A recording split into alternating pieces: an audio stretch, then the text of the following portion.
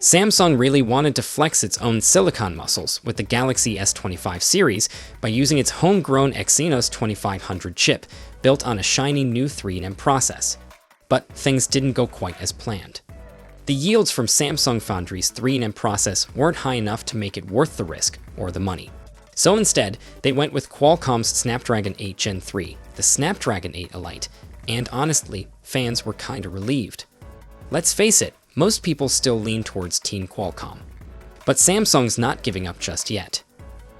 Word on the street is they're gearing up to give it another go with the Galaxy S26 series, this time with the Exynos 2600, built on an even more advanced 2nm process. Sounds exciting, right? The only catch, that 2nm tech also needs to hit decent yield rates before it can roll out on a massive scale.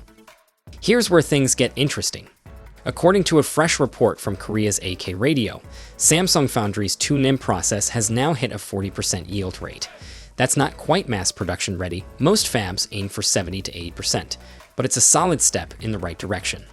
And if things keep improving, Samsung could start cranking out the Exynos 2600 chips by November this year, just in time for the Galaxy S26 launch window. To put it in perspective, TSMC, the current king of chipmaking, is sitting at about 60% yield on its own 2nm process, so Samsung's not that far behind. Historically, Exynos chips haven't exactly blown us away, especially when compared to their Qualcomm counterparts. We're talking lower performance, higher temps, and more power draw. But Samsung's reportedly been working hard to flip the script with the 2600. If all goes well, we could see better CPU and GPU performance, improved efficiency, and less overheating.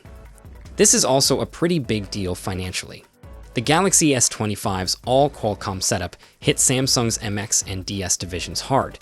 Exynos chips are cheaper for them to use internally. So yeah, they really want this new chip to work. That said, Samsung isn't going all in just yet. The plan is to roll out the Exynos 2600 on the Galaxy S26, S26 Plus, and S26 Ultra, but probably only in select regions. They're reportedly planning a careful region-by-region deployment to avoid another Exynos flop. So, what do you think about Samsung's next-gen Exynos chip? Are you hopeful for a real comeback? Or do you still prefer sticking with Qualcomm? Drop your thoughts in the comments below, and as always, thanks for hanging out. Catch you in the next one. Take care.